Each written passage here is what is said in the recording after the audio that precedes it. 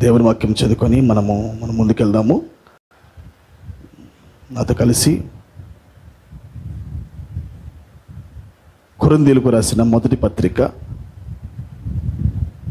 కొరింథీయులకు రాసిన మొదటి పత్రిక మొదటి అధ్యాయము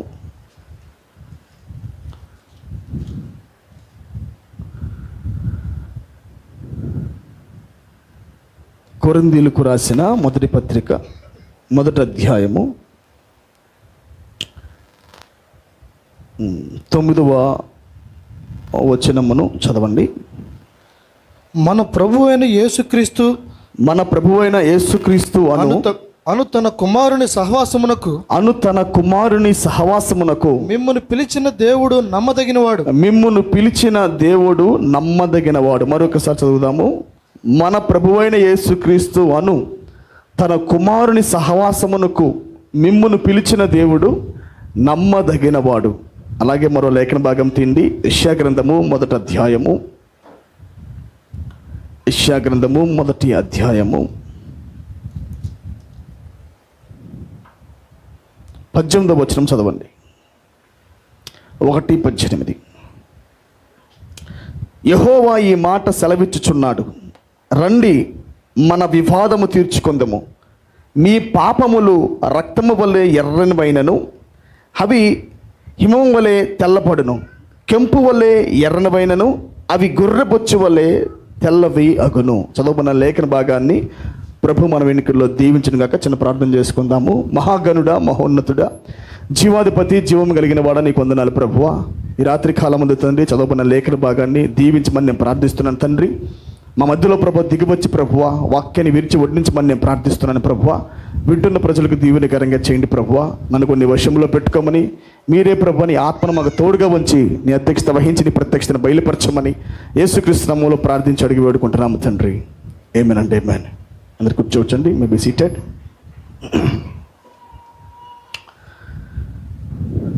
ప్రైజ్ ది లార్డ్. హల్లెలూయా. దేవుని పరిశుద్ధమైన నామానికి మహిమ, ఘనత, ప్రభావాలు కలుగునుగాక. మరి రాత్రికాలం మందు కూడి వచ్చిన మీ అందరికీ కూడా మన ప్రభువును మన రక్షకుడునైన యేసుక్రీస్తు పేరట నా ప్రత్యేకమైన వందనాలు మరి శుభాలు తెలియజేస్తున్నాను. అందరికీ గాడ్ బ్లెస్ యు ఆల్. అందరు బాగున్నారా? Are happy to be here? అందరూ సంతోషంగా ఉన్నారు రాత్రికాలం మందు? హల్లెలూయా. మరి కొన్ని విషయాలు పిల్లారా మనము దేవుని వాక్యంలోండి మనము గమనిద్దాము ఈ రాత్రికాలం మందు. మరి ఇప్పటికే సమయం చాలా ఆలస్యం అయిపోయింది కనుక మరి ఎక్కువ టైం నేను తీసుకోకుండా కొన్ని విషయాలు మరి మీ వద్దకు తీసుకొని రావటాన్ని నేను ఇష్టపడుతున్నాను. నేను ప్రైజ్ బీ టు గాడ్. హల్లెలూయా. ప్రవక్త నేను చెప్పాలనుకుంటున్న అంశం ఏంటంటే, ప్రవక్త దరిదాపుగా ఒక 6-7 సార్లు ఈ వర్తమానం యొక్క టైటిల్ పైన ఆయన వాక్యాన్ని ప్రసంగించాడు. ఆ టైటిల్ ఏంటంటే కాన్ఫరెన్స్ విత్ గాడ్.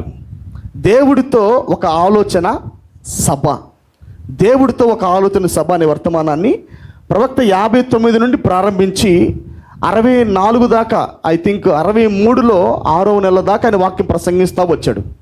మరి 59, 60, 61, 62, 63 అలాగే వరుసగా ఈ ప్రసంగాన్ని ఆయన స్టార్ట్ చేసుకొని ఆయన దాన్ని చెప్పుకుంటూ వచ్చాడు ఆయన. మరి మీకు తెలుసు కదా, ప్రవక్త 59వ సంవత్సరం నుండి ఆయన పలుకబడిన మాట పరిచర్యను ప్రారంభించాడు. త్రాడ్పూల్ ఎప్పుడు ప్రవక్తలో ఆపరేట్ చేయబడిందంటే 1959వ సంవత్సరం నాడు ప్రవక్త 3వ ఈడ్పు కార్యములు ప్రారంభించాడు. ఆమేన్. వాక్యముల్లోకి ఆయన మరి తేడానికి మునుపు 63లో గ్రంథాన్ని తేడానికి మునిపే ప్రవక్త 59లోనే ప్రవక్త పలుకబడిన పరిచర్యను ప్రారంభించాడు ఆయన. అప్పటి నుంచి ఈ వర్తమానం ప్రసంగించుకుంటూ వచ్చాడు ఆయన. Conference with God, conference with God, దేవుడితో ఒక ఆలోచన సభ, దేవుడితో ఒక ఆలోచన సభ అని చెప్పుకుంటూ వచ్చాడు. ఆ టైటిల్స్లో ప్రవక్త తీసుకున్న మెయిన్ స్క్రిప్చర్ ఏంటంటే యెషయా గ్రంథము మనం చదువుకున్న మొదటి అధ్యాయము 18వ వచనంలో ఆయన ఈ లేఖనాన్ని పైకెత్తి పట్టి ఆయన అన్ని టైటిల్స్లో దీని గురించి దరిదాపుగా మాట్లాడుకుంటూ వచ్చాడు. చూడండి ఒకసారి యెషయా గ్రంథము మొదటి అధ్యాయము 18వ వచనము. యెహోవా ఈ మాట సెలవిచ్చుచున్నాడు, రండి మన వివాదము తీర్చుకుందాము. ఎవరు మాట్లాడుతుందండి? యెహోవా, దేవుడు అంటున్నాడు, రండి మన వివాదము తీర్చుకుందాము. దాన్ని ఒకసారి మనం ఇంగ్లీష్ చదువుదాం. చూడండి ఇంగ్లీష్లో యెషయా 1:18 ఒకసారి తీయండి. 1:18 చూడండి. Come now let us reason together.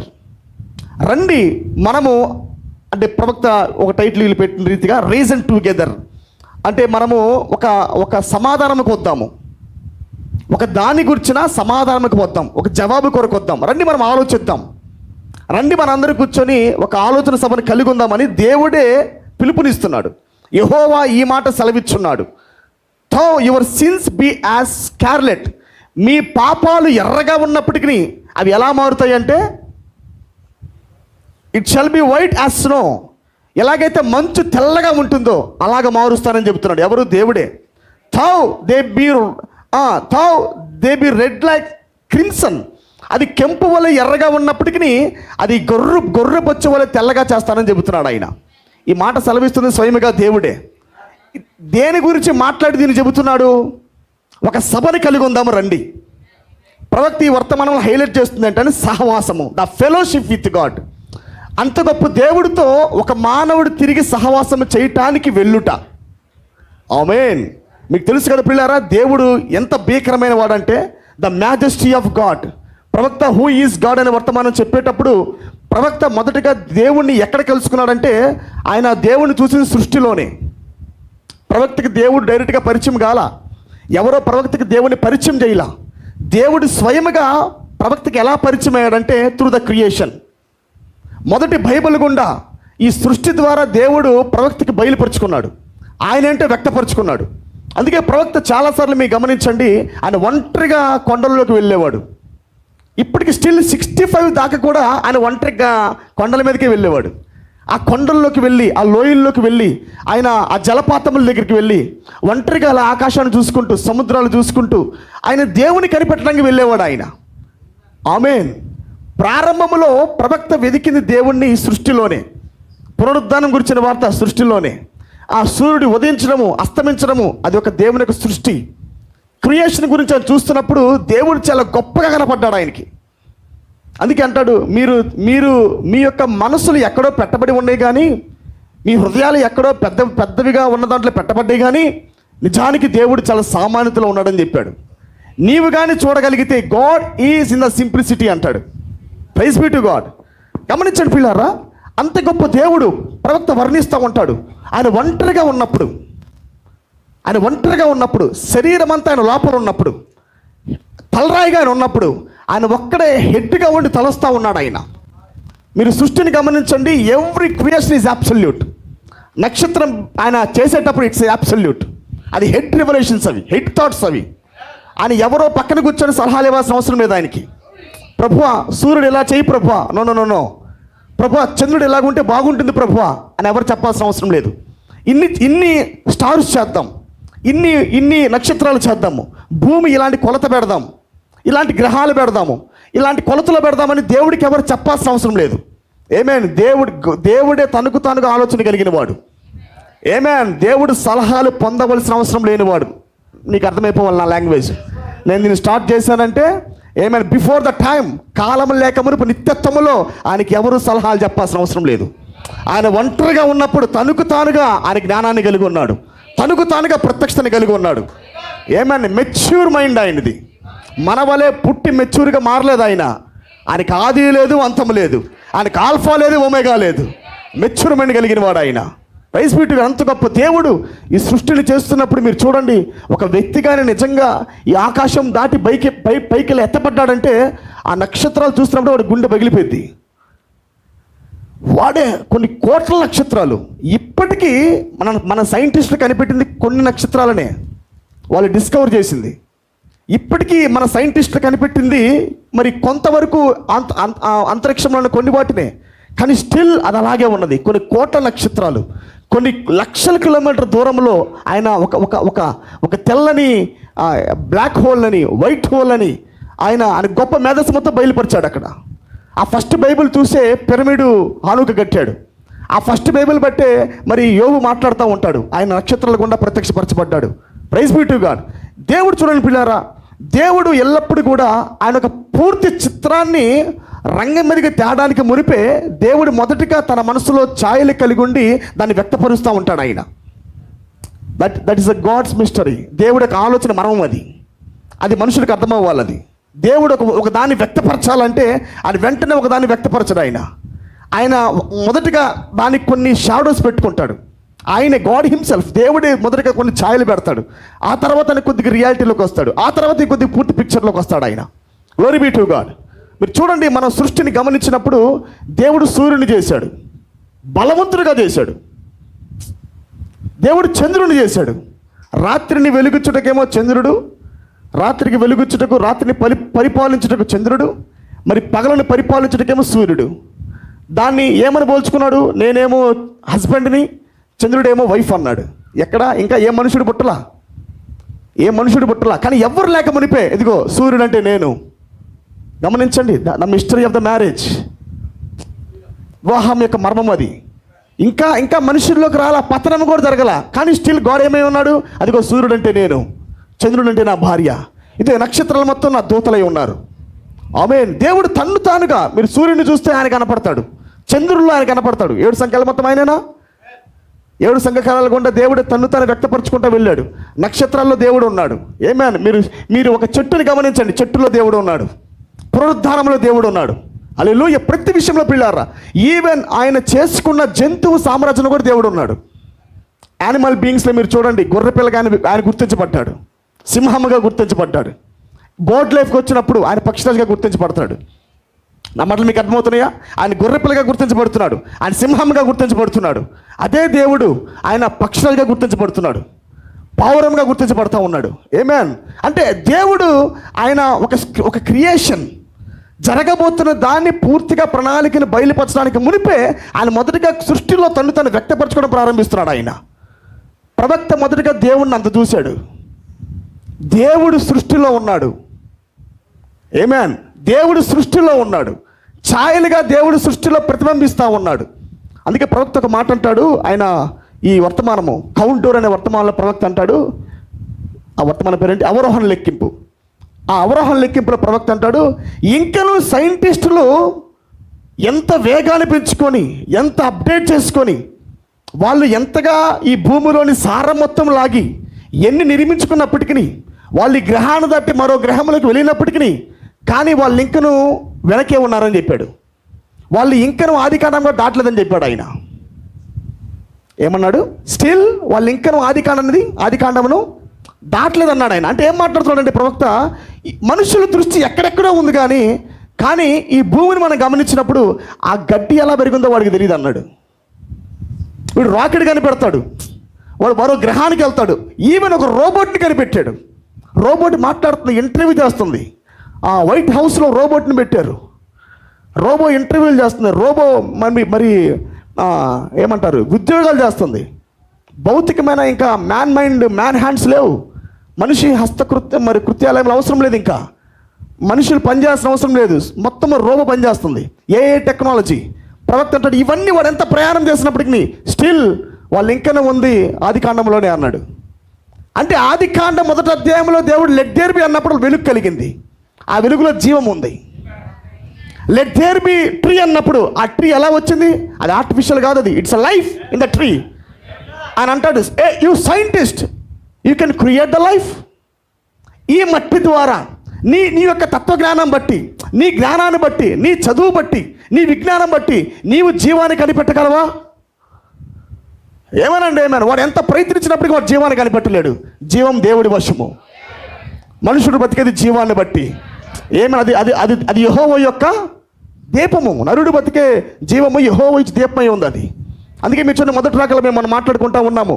మొదటి రాకల్లో ప్రభు దిగి వచ్చినప్పుడు ఒక ధనవంతుడు వస్తాడు. ప్రభువా, నేను నిత్య జీవానికి వారసుడు కాబట్టి నేను ఏం చేయాలి ప్రభువా అన్నాడు. దేనికి వారసుడు? నిత్య జీవానికి వారసుడు. ఎందుకు ఆ ప్రశ్న అడిగాడు? నిత్య జీవానికి వారసుడు కావాలంటే నేనేం చేయాలన్నాడు. సాతానుకు తెలుసు, సాతాను దగ్గర అన్నీ ఉన్నాయి కానీ జీవం లేదు. నేను నిత్య జీవానికి వారసుని కావాలి అంటే నేను కూడా కొంతమందికి జీవాన్ని ఇవ్వాలి. నేను కూడా కొంతమందికి లైఫ్ను ఉత్పత్తి చేయాలి అని వాడు ప్రయత్నపడుతున్నాడు. కానీ స్టిల్ వాడి పిల్లలు ఇప్పటికీ మన్ను తింటానే ఉన్నారు. స్టిల్ వాళ్ళు ఇప్పటికీ కూడా ఆ మట్టి పదార్థంలోని కొన్ని తీసుకొని పరికరాలు తయారు చేసుకుంటూ వాళ్ళు మెకానిక్లు ఎన్నో చేసుకొని వెళ్తూ ఉన్నారు. కానీ దేర్ ఈజ్ నో లైఫ్. ఆ రోబోట్లో ఎమోషన్స్ ఉండవు, రోబోట్కి లైఫ్ ఉండదు. హల్లెలూయా. కానీ మనకి జీవం ఉంది ప్రియులారా, యెహోవా దగ్గర మాత్రమే జీవం ఉన్నది. ప్రైజ్ బీటుకు. అందుకే ప్రవక్త అంటాడు, దేవుడు సృష్టిలో కనబడతా ఉన్నాడు, ఆ గడ్డి పెరక కింద ఉన్న జీవం కూడా ఇప్పుడున్న సైంటిస్ట్కి తెలియదు అన్నాడు. ఆ గడ్డి ఎలా పెరిగిందో, గడ్డి అంటే చాలా సులువుగా చెప్పడానికి, గడ్డి మొక్క అంటారు. అసలు గడ్డి ఎలా వచ్చింది? There is a life. అసలు ఆ గడ్డి పెరగాలంటే అక్కడ మొదటిగా దేవుడు దానికి జీవాన్ని ఇవ్వాలా. ఇంత గొప్ప సైంటిస్టులకి, ఇంత గొప్ప తత్వజ్ఞానులకి కనీసం గడ్డిలో ఉన్న జీవం కూడా వాళ్ళకి ఇవ్వడం చేత కదా అన్నాడు. గాడ్స్ మైండ్ గమనిస్తున్నారా? నేను ఎందుకు ప్రకటిస్తున్నాను? దేవుడు అంత గొప్పవాడు. మనం సేవిస్తున్న దేవుడు అంత గొప్ప దేవుడు. ఆయన మనం చూస్తున్న ఏ టెక్నాలజీ కన్నా గొప్ప దేవుడు ఆయన. ఆయన ఈ యొక్క చిటికినేలు గోరు కూడా వాళ్ళు ఎక్కలా ఇప్పుడు దాకా. దేవుని యొక్క ఒక బాహుబలం, దేవుని యొక్క జ్ఞానం, దేవుని యొక్క జీవములో ఇప్పుడున్న సైంటిస్టు కనీసము ఈ గోరు కూడా ఎక్కలా అయింది. ఆయన వెంట్రు కూడా ముట్టల వాళ్ళు, అంత గొప్ప దేవుడు ఆయన. అర్థమైంది నా మాటలు? దేవుడు అంత గొప్ప దేవుడు. దేవుడు ఏమైనా చేయగలడు ఆయన జీవాధిపతి ఆయన. అందుకే అంటాడు, I am the life, I am the resurrection అన్నాడు ఆయన. ఆ మాట ఎవరూ పలకలేరు. అదే వాడు షాక్ అయింది, పునరుద్ధారణ జీవము నీవా? ఇంకా కలవరి సిలువులోకి వెళ్ళలా, ఇంకా ఆయన సిలువుకి ఎక్కలా. ఎప్పుడైతే ఆ మాట పలికాడో వాడు షాక్ అయిపోయాడు. అక్కడ ఏంటి, ఇప్పుడు దాకా ప్రవక్తలు ఎవరు ఆ మాట పలకలేదు. ఐ ఆమ్ ద ప్రొఫెట్ అన్నారు, థస్ సైద్ ద లార్డ్ అన్నారు. కానీ I am the resurrection and I am the life అనే మాట ఎవరు పలకలా. ద ఫస్ట్ టైం దేవుడు పలికినప్పుడు వాడు సైన్యం వణికింది. అక్కడ ఆ తండ్రి రివీల్ అయింది, ఆ ఒక అండటన్ వర్డ్ రివీల్ అయింది, ఉరుములు బయలుపరచబడ్డాయి. అక్కడ ఎప్పుడైతే వాక్యాన్ని తెరిచాడో అక్కడ ఒక్కసారిగా నిశ్శబ్దం ఏర్పడింది. అక్కడ ద సైలెంట్ అవర్ ఏర్పడింది. అక్కడ కొద్ది నిమిషముల తర్వాత ఆయన ఆ బయలుపాటు చెప్పిన కొన్ని నిమిషాలకు వెంటనే ఆయన చేయలేదు. ఆయన మొదటగా విప్పాడు కొద్దిగా దాన్ని, I am the resurrection and I am the life అన్న తర్వాత కొన్ని నిమిషాలకు ఆయన మేనిఫెస్ట్ చేయడం ప్రారంభించాడు.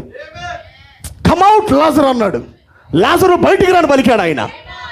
ఆమెను ప్రేత వస్త్రముల చేత చుట్టబడి చనిపోయి 4 రోజులైన లాజరు వెంటనే బయటకు వచ్చాడు, పైకి లేచి. That is rehearsal. జరగబోతున్న నిజమైన పునరుద్ధానానికి ముందుగా రిహార్సల్గా అక్కడ లాజరు పైకి లేచాడు. జీవం వచ్చింది అక్కడ. There is a life. ఏమైనా మనిషి చనిపోతే మరలా తిరిగి బతుకుట అప్పుడు దాకా లేదు. కానీ మొదటిసారి చూశాడు అక్కడ సాతాను. ఈయన చనిపోయి 4 రోజులైంది, కుళ్ళు పట్టిపోయిన దేహము, మళ్ళీ రిటర్న్ బ్యాక్ అవటమా? The life. దేవుడు మాత్రమే జీవాన్ని ఇవ్వగలడు పిల్లారా. అందుకే ప్రవక్త హైలైట్ చేస్తూ ఉంటాడు, లైఫ్ లైఫ్ లైఫ్ అంటూ ఉంటాడు. ఆయన చనిపోయే స్థితిలో ఉన్నప్పటికీ జీవం ఇచ్చేది దేవుడు. A doctor cannot give life to you, but God can give life అన్నాడు ఆయన. అందుకే మీరు చూడండి, 3వ ఈడ్పుకు సూచన ఏంటి చెప్పండి నాకు. ప్రవక్తకు దేవుడు సూచనలు ఇచ్చాడు.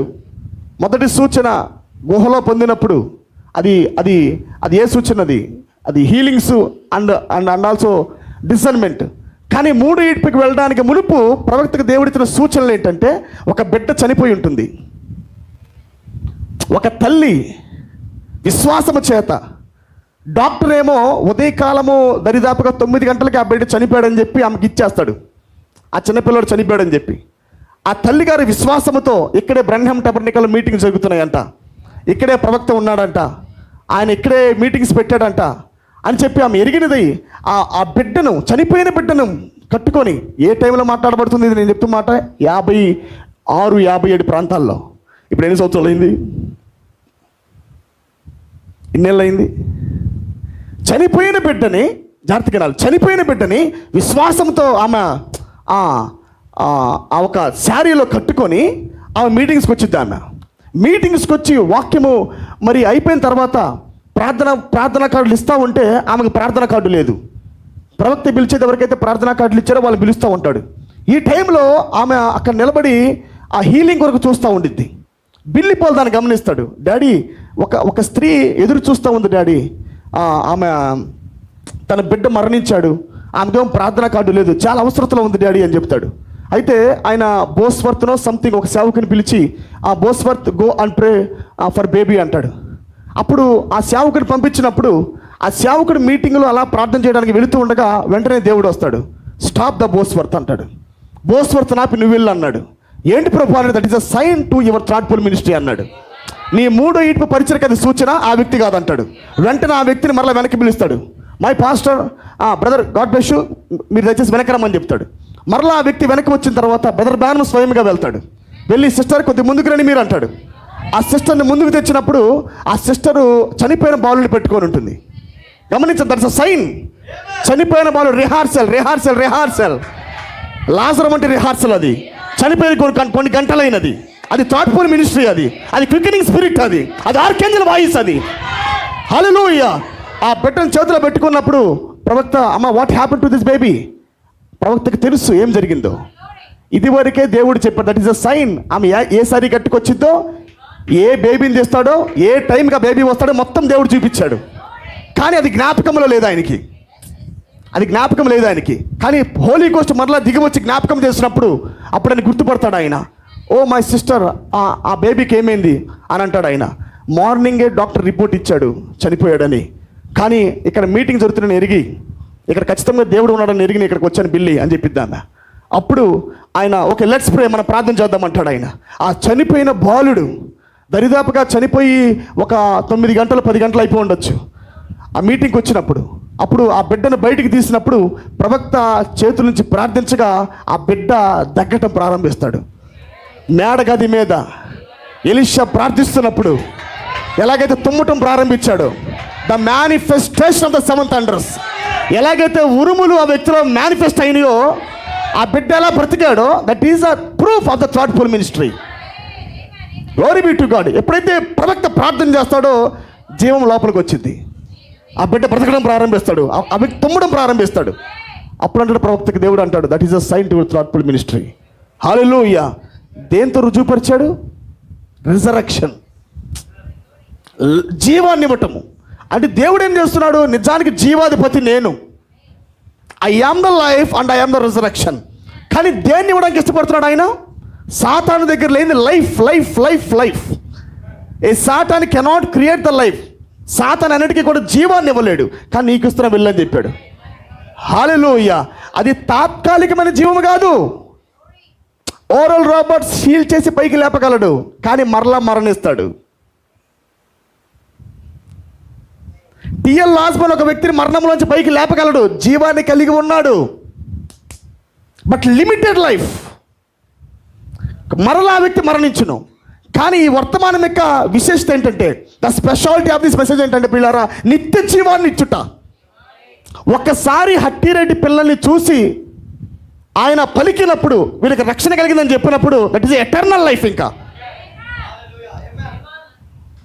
వాక్యం యొక్క అథారిటీ అది, థర్డ్ పూల్ యొక్క అథారిటీ అది. నిత్య జీవాన్ని ఒక వ్యక్తికి ఇచ్చుట, కేవలం రక్షణ ఇచ్చి మరలా చనిపోయేది కాదు, పోయేది కాదు, లిమిటెడ్ లైఫ్ కాదు, అది ఎటర్నల్ లైఫ్. అది దేవుడిది. Glory be to God. మరొకసారి దేవుడు తన సంఘానికి ఇస్తున్నాడు, అది ఎటర్నల్ లైఫ్. అందుకే రెజరక్షన్ పవర్ అంటే సాధారణమైనది కాదు, అది నిత్యము జీవించుటకు కారణమయ్యే జీవం నీ దగ్గర ఉందన్నాడు.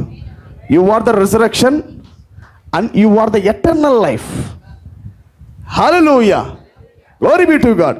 అందుకే ప్రవక్త అంటాడు, వాడు ఎంత ప్రయత్నించినా, సైంటిస్టులు వాళ్ళు ఎంతగా ప్రయత్నించి ముందుకు సాగినా వాడు స్టిల్ ఉంది ఆదికాండం దగ్గరే. ఆదికాండం కూడా ఎక్కలేదు అన్నాడు ఆయన. స్పిరిచువాలిటీలో మనం ముందుకెళ్తున్నాం కానీ సైంటిస్ట్ వెనక్కి వెళ్తారని చెప్పాడు ఆయన. మీరు లేఖనం, మీరు ఆ వర్తమానం ధ్యానించండి. ప్రవక్త అంటాడు, మనం ముందుకెళ్తున్నాం కానీ వాడు వెనక్కి వెళ్తారని చెప్పాడు. హల్లెలూయా. వాడు ఎంత కనిపెట్టినా గడ్డి పెరుకులో ఉన్న జీవాన్ని ఉత్పత్తి చేయలేడని చెప్పాడు. ఆమేన్. దేవుడు అంత గొప్ప దేవుడు పిల్లారా. దేవుడు శ్రేష్టమైన దేవుడు ఆయన. Glory be to God. కాబట్టి ఇంత గొప్ప దేవుడితో ఒక సహవాసము, ఆ ఒంటరిగా ఉన్న ఎలోహింతో సహవాసం, ఆ అంత గొప్ప దేవుడితో ఒక మానవుడికి ఏర్పాటు చేసిన ఒక సహవాసము. ప్రవక్త అంటాడు, ఆదాము హవ్వలతో దేవుడు మరి ఏదైనా తోటలో సహవాసం చేస్తున్నప్పుడు ఆ ఆలోచన సభలో ఎవ్రీ ఈవినింగ్ టైం ఆయన దిగివచ్చి ఆయన తన మర్మాలు బయలుపరుస్తూ ఉండేవాడు. ఇదే మాట ఒకసారి అపోస్తలుడైన పౌలు అంటాడు. ఒకసారి చూద్దాం, తీయండి. ఈ మాట ఆయన ప్రస్తావిస్తాడు. ఆయన ఎఫెసీయులకు రాసిన పత్రిక 3వ అధ్యాయము 11వ వచనం. దేవుడు మన ప్రభువు అయిన క్రీస్తు యేసునందు చేసిన నిత్య సంకల్పము చొప్పున పరలోకములో ప్రధానులకును అధికారులకును సంఘము ద్వారా తన యొక్క నానా విధమైన జ్ఞానము. అదేనండి 3:11 అండి. ఓకే.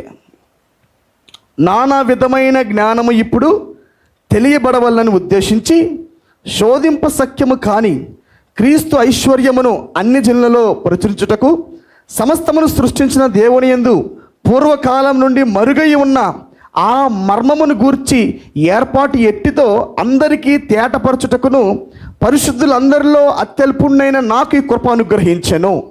ఇంగ్లీష్లో ఏముంటుందంటే, ఇంగ్లీష్లో ఇది ఎందుకంటే ఇంగ్లీష్లోనే ఇది కొద్దిగా స్పష్టంగా ఉంటుంది.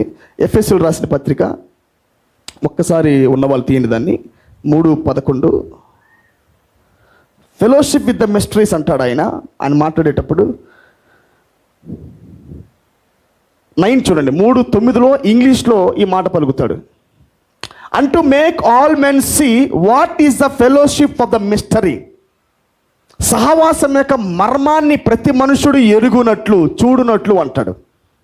అర్థమైనది ఆ మాట మీకు? ఆమేన్. సహవాసం యొక్క మర్మము, the fellowship of the mystery, మర్మాలతో సహవాసము. దేవుడు ఎవరండి? God is God of mystery. ఆమేన్. ప్రారంభంలో వర్తమానంలోకి మనం వచ్చేసి మనము కొద్ది మర్మాలు తెలుసుకొని మనం కొద్దిగా ప్రత్యక్షతలు పొందుకొని మనం అక్కడే స్ట్రక్ అయిపోయి మనము అతను కనుక సైంటిస్ట్ కనుక ప్రారంభంలో థామస్ ఎడిసన్ లైట్ బల్బ్ కనిపెట్టాడు. ఈ థామస్ ఎడిసన్ కనుక ప్రపంచం మొత్తం అంధకారం ఉంది, మొత్తం చీకటి ఉంది, కానీ థామస్ ఎడిసన్ వచ్చి చిన్న బల్బు కనిపెట్టాడు. అంత గొప్ప అంధకారంలో దరిదాపుగా 104 సార్లు ఫెయిల్ అయ్యి 105వ సారి అతను పాస్ అయ్యాడు. బల్బుని ఆయన కనిపెట్టాడు. అయితే ఆ అంధకార ప్రపంచములో అతను కష్టపడి అతను బల్బు కనిపెట్టాడు ఆయన.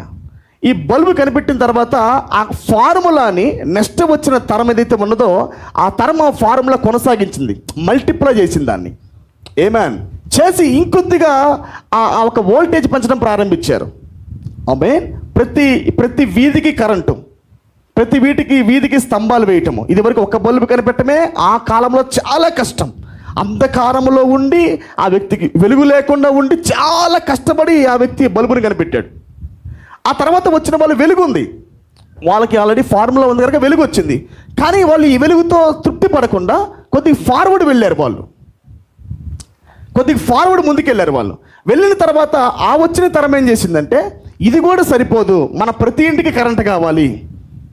నాట్ ఓన్లీ స్ట్రీట్స్, వీధులుగా మాత్రమే కరెంట్ కాదు కానీ ప్రతి ఇంటికి కూడా కరెంట్ కావాలని వాళ్ళు ఇంకొద్దిగా ముందుకు వెళ్ళారు. వాళ్ళు వెళ్ళి కనిపెట్టి ఇప్పుడు మనం చూస్తున్నాము, మన దగ్గర ఒక 4-5 బల్బులు ఉన్నాయి దగ్గరే. ప్రతి ఇంటికి కరెంట్, ప్రతి గదికి 2-3 లైట్లు. అలా ఇప్పుడు చూడాలంటే సోలార్ నుంచి వస్తున్న మరి డైరెక్ట్గా ఎలక్ట్రిసిటీ కాదు కానీ డైరెక్ట్ ఫ్రమ్ సన్, సూర్యుడి నుంచి డైరెక్ట్ సోలార్కి కరెంట్ వస్తూ ఉన్నది. హల్లెలూయా. అంటే టెక్నాలజీ పెరుగుతూ ఉన్నది. ఆగిపోయిన స్థితి నుంచి అలాగే ఉండక ప్రారంభంలో కనిపెట్టిన అదే టెక్నాలజీ దగ్గర ఉండిపోకుండా ఫార్వర్డ్ తరం వచ్చినప్పుడల్లా అది ఫార్వర్డ్ చేస్తూ ఉంది. అంతేనే కదా? అంటే ప్రారంభంలో మనం మర్మాలతో సహవాసం చేసాం. ఈ ప్రారంభ మర్మాలతో సహవాసం చేసి మనం కొద్దిగా ఫెలోషిప్ దేవుడితో కలిగి ఉన్నప్పుడు ఇంక అదే ఫైనల్ కాదు. ఆ ప్రారంభ దశ చాలా కష్టంగా ఉంటుంది. అంధకారంలో నుంచి మేము బయటకు వచ్చాం. అప్పుడు అసలు ఈ చుట్టుపక్కల ప్రాంతాలలో వెలుగే లేదు, మేము అంధకారంలో ఉన్నాం. కానీ ఆ టైంలో మేము వెలుగును కనిపెట్టాం. అది నిజంగా మంచి టెస్టిమోనీలు అవి. కానీ అక్కడతో పరిపూర్ణత కాదు. అవునా కాదా? ఆమేన్. యేసుక్రీస్తు రక్తము తీసుకొని రాబడింది, లేదా 7వ దూత వర్తమానం తెచ్చాడు, మనకి ప్రవక్త వర్తమానం ఇచ్చాడు, మన డినామినేషన్ నుంచి బయటికి రావాలి అని చెప్పడం కూడా వెలుగే. అంధకారం నుంచి మనం బయటకు రావడం మంచి వెలుగే. కానీ అక్కడితో వచ్చిన తర్వాత ఆ మిస్టరీస్తో మనం ఫెలోషిప్ చేస్తున్నప్పుడు మనం అక్కడ ఆగిపోకూడదు. నెక్స్ట్ వచ్చిన తరం ఒకటి ఉన్నది. ఆ తరము నీ వంటి అనుభవం ఉండకపోవచ్చు, కానీ అలాగని నీతో పోల్చుకొని అక్కడ ఉంటే ఫార్వర్డ్ వెళ్ళదు లైటు. అవునా కాదా? నేను మాట్లాడుతున్నా రైటేనా? ఆమేన్. అంటే తరం వచ్చినప్పుడల్లా ఏం చేస్తున్నది? మెసేజ్ని ఫార్వర్డ్ చేస్తున్నారు వాళ్ళు, వెలుగుని ముందుకు లాగుతున్నారు వాళ్ళు. హల్లెలూయా. ఇప్పుడు ఎలాగైందంటే సంపూర్ణ మర్మాలతో ఫెలోషిప్ అయినది. విప్పబడుతున్న ప్రతి మిస్టరీ కూడా మేనిఫెస్ట్ అవుతా ఉన్నది. అవునా కాదా? ఏ దేవుడు అంటాడు ఆ మాట, ఆయన ప్రవక్త మాట్లాడుతూ అంటాడు, తండ్రితో కుమారుడు చేస్తున్న సహవాసము, the fellowship between God and son. దేవుడికి కుమారుడికి మధ్యలో ఉన్న ఫెలోషిప్ అంట ఏ ప్రవక్తలు చేయని ఫెలోషిప్లు. అంటే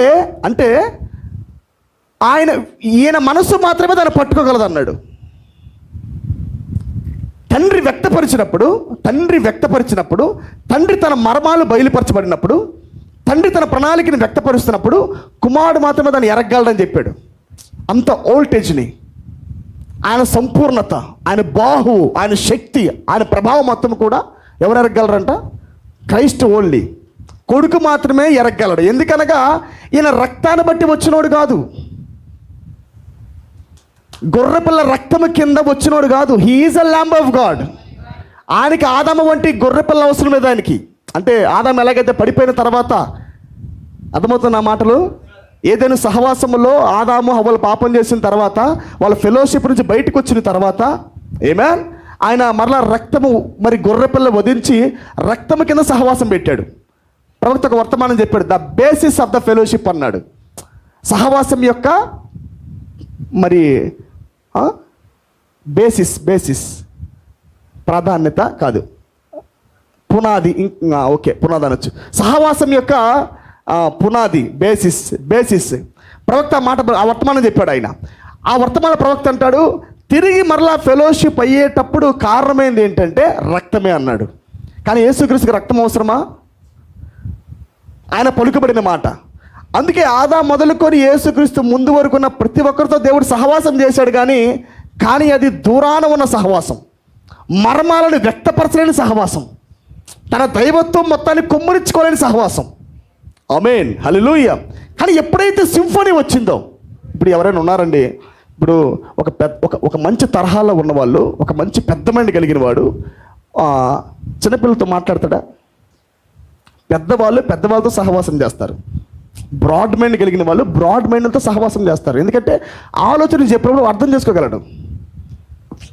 మనసులో ఉన్న ఆలోచన అది ఎంత డీప్ ఉన్నదో దాని తగిన ప్రజలు మాత్రమే దాన్ని మనము రివీల్ చేసినప్పుడు they can understand our language, they can bear our thought. మన తలంపు బరువైంది కనుక పెద్దవాళ్ళు, అంటే నేను మాట్లాడుతూ పెద్దవాళ్ళు అంటే లోక ప్రకారంగా అయి ఉండొచ్చు, ఓకే. కానీ మనం మెసేజ్ మనం గమనించినప్పుడు వర్తమానంలో కూడా మన స్థితి పెరుగుతున్నప్పుడు, మనం యొక్క పరిపక్వత అవుతున్నప్పుడు, మనము సంపూర్ణ పురుషులుగా మారుతున్నప్పుడు మన ప్రత్యక్షత, మన తలంపు చాలా బరువుగా ఉండిద్ది. ప్రవక్త కూడా ఈ మాట అన్నాడు, మనకు వస్తున్న తలంపులుగా లోదరికి చెప్తే లోదరు పేలిపోతాడు అన్నాడు. The power of thought, the power of revolution or the weight of our thought. మన తలంపు యొక్క బరువుని లోదరు తట్టుకోలేడు. మన తలంపు యొక్క ఆ ఒక బరువుని జాన్ వెస్లీ మోయలేడు. అది చాలా బరువైంది. అది దేవుడి గురించే, కానీ అది చాలా బరువుగా ఉండిద్ది. అది పడగానే ఒక్కసారిగా 2-3 రోజుల పాటు నిద్ర పట్టదు జాన్ వెస్లీకి. నేను మాట్లాడుతున్న నిజమే. పెంతెకొస్తేలు కూడా నిద్ర పట్టదు. హల్లెలూయా. ఎందుకంటే పిల్లరా, ఇప్పుడు మెసేజ్లో కూడా నీవు కానీ రియల్ ఫెలోషిప్లో కానీ ఉండకపోయినట్లయితే, రైట్ రివల్యూషన్, రైట్ ఫెలోషిప్ కానీ నీకు లేకపోతే, మెసేజ్లో ఫార్వర్డ్ అవుతున్న మెసేజ్లు ఏదైతే కొద్దిగా వేగంగా వర్తమానాలు వెళ్ళిపోతూ ఉన్నాయో, తలంపు కొద్దిగా బరువెక్కి వెళ్ళిపోతూ ఉంటాయి, రెవల్యూషన్ బరువెక్కి వెళ్ళిపోతూ ఉంటాయి. ఆ బరువు నీ లోపల మొయ్యలేవు నీవు ఎదకపోయినట్లయితే. నా మాట మీకు అర్థమైందా? కాబట్టి తండ్రి కూడా ఎలాంటి వాడు అంటే, నాతో సహవాసం చేయవాళ్ళు కావాలనుకునేవాడు. Equal friendship. దేవుడు ఒక స్నేహాన్ని కోరుకునేవాడు, దేవుడికి సహవాసం కోరుకునేవాడు. అందుకే అంటాడు మొదటి రాకలో వచ్చినప్పుడు, మీరు గమనించండి, నేను మీ స్నేహితుడిని అన్నాడు. నిజానికి వాళ్ళు స్నేహితులే, కానీ ఆయన అనుకున్నది స్నేహితులు కాదు వాళ్ళు. ఫ్రెండ్ అంటే ఎవరండి? స్నేహితులు అంటే ఎవరు చెప్పండి? బిబ్లికల్ ప్రకారం చెప్పండి. According to the Bible, according to the biblical Bible ప్రకారం చెప్పండి. స్నేహితులు అంటే అసలు దేని బట్టి కొలమానం వేయబడుతుంది? స్నేహితులు అన్న పదానికి నిర్వచనం చెప్పండి. సమ్మతింపకుండా ఇద్దరు కూడి నడవలేరు అంటే ఈ మాట స్నేహానికి గుర్తు. సమ్మతిస్తేనే నడవడిక ఉండిద్ది. దేంట్లో సమ్మతించుట? ఒక్కసారి ఒక లేఖన భాగం తీయండి, నేను చెబుతాను. యోహాను రాసిన మొదటి పత్రిక తీయండి. కొన్ని విషయాలను అర్థమవుతున్నాయి ప్రియులారా. Glory be to God. బుధవారము అనేది నాకు చాలా టఫెస్ట్ టైం అన్నమాట. చాలా చెప్పాలనుకునేది మొత్తం అక్కడక్కడే కుదిస్తూ ఉంటాను నేను. యోహాను సువార్త, యోహాను రాసిన మొదటి పత్రిక 1వ అధ్యాయం 7వ వచనము. అయితే ఆయన వెలుగులోనున్న ప్రకారము అయితే ఆయన వెలుగులోనున్న ప్రకారము మనమును వెలుగులో నడిచిన ఎడల మనము అన్యోన్య సహవాసము గలవారమై ఉందుము. మనము అన్యోన్య సహవాసము గలవారమై యుందుము. ఏం మాట్లాడుతున్నాడు ఇక్కడ? If we walk in the light, మనము కానీ వెలుగులో నడిచినట్లయితే, as is in the light, ఆయన వెలుగై ఉన్నట్లుగా మనము కూడా వెలుగులో నడిచినట్లయితే, we have fellowship one with another, ఒకరితో ఒకరము సహవాసాన్ని కలిగి ఉందుము. ఆయన వెలుగు, మనము వెలుగైతే వి ఫెలోషిప్ విత్ గాడ్, మనకి మనం సహవాసం ఉంటుంది. ఇప్పుడు నేను వెలుగు అనుకోండి, ఒకరు చీకటి అనుకో, నీతికి దుర్నీతితో సాంగత్యం అన్నట్టుగా వెలుగు నాకు చీకటి. వెలుగు చీకటి అంటే ఏంటి? లోకము దేవుడని కాదు, వెలుగు చీకటి అంటే గడియ రెవల్యూషన్, గడియ ప్రత్యక్షత. హల్లెలూయా. ఈ గడియ ప్రత్యక్షత నిర్ణయాలు ఏకపరిచిద్ది, గడియ ప్రత్యక్షత ఆలోచనలు ఏకపరిచిద్ది, గడియ ప్రత్యక్షత అడుగులను ఏకపరిచిద్ది, గడియ ప్రత్యక్షత సమ్మతినిచ్చిద్ది. అర్థమైంది నా మాట? సమ్మతింపకుండా ఇద్దరు కూడా నడవలేరు అని అంటే దాని యొక్క పదానికి అర్థం ఏంటంటే ఈ వ్యక్తి కలిగి ఉన్న సేమ్ థాట్ ఆ వ్యక్తి కలిగి ఉన్నట్టు, అంటే మెచ్యూరిటీ ఇన్ ద మెసేజ్. అదే సమాంతరమైన వెలుగు కలిగి ఉండుట, క్రీస్తు వంటి మనస్సుని కలిగి ఉండుట. ఏమేన్? ఆ సమాంతరమైన మనస్సు, వాక్యముల పరిపక్వత. ఎందుకంటే ఈ బరువైన తలంపులు చెప్పాలంటే ఆ బరువైన ప్రజలు ఉండాలిగా. Glory be to God. మీకు ఒకటి తెలుసా పిల్లారా, బ్రదర్ బ్రాహ్మణ్కి అలాంటి వాళ్ళు ఎవరు లేరు. ఎలాగైతే దేవుడికి లేరో యేసుక్రీస్తుకి ఎవరు లేరు, తండ్రికి ఎవరు లేరు. సహవాసం చేస్తున్నాడు ఆయన. వాళ్ళు వస్తున్నారు, ప్రభువా నన్ను క్షమించు ప్రభువా, పాపం చేశా మన్నించు ప్రభువా అని గొర్రెపల్లి చేస్తున్నారు. ఆయన క్షమిస్తున్నాడు, వెళ్ళిపోతున్నాడు. నాతో ఫెలోషిప్ చేసేవాళ్ళు లేరి. ఆ బరువు, ఈయన ఎవరైనా మేజెస్టీ, హై టెంపరేచర్. ఆమేన్. అంత గొప్ప దేవుడితో ఒక మాట పంచుకుందామంటే ఆయన మనలాంటి మాటలు మాట్లాడేవాడు కాదు కదా. Everything is real message. ఆయన ప్రతి కార్యము, ప్రతి మాట అతీతమైన మాటే. దీన్ని మొయ్యాలంటే మొదటిగా వాడు వెలుగై ఉండాలా. ఓరి బిట్టు గారు మొదటిగా ఆ వ్యక్తి ప్రత్యక్షతలో ఉండాలా. ఆ ప్రత్యక్షతలో నడిస్తేనే దేవుడి యొక్క తలంపు అందిద్ది, ఆ సీక్వెన్స్, ఆ ఫ్రీక్వెన్సీ అందిద్ది. ఆమేన్. తండ్రి కాలంలో దేవుడి పైన ఉన్నప్పుడు దగ్గరికి వస్తున్నాడు, అబ్రహాంతో స్నేహం చేస్తున్నాడు. కానీ ప్రవక్త అన్నాడు, తండ్రితో సహవాసం చేసింది కుమారుడు మాత్రమే అని అన్నాడు. మోషే ఒక స్నేహితుడిగా పిలువబడ్డాడు దేవుడితో, కానీ సంపూర్ణ మర్మాన్ని వ్యక్తపరిచేంత బాడీ కాదు అది. Moses cannot bear the mystery of God.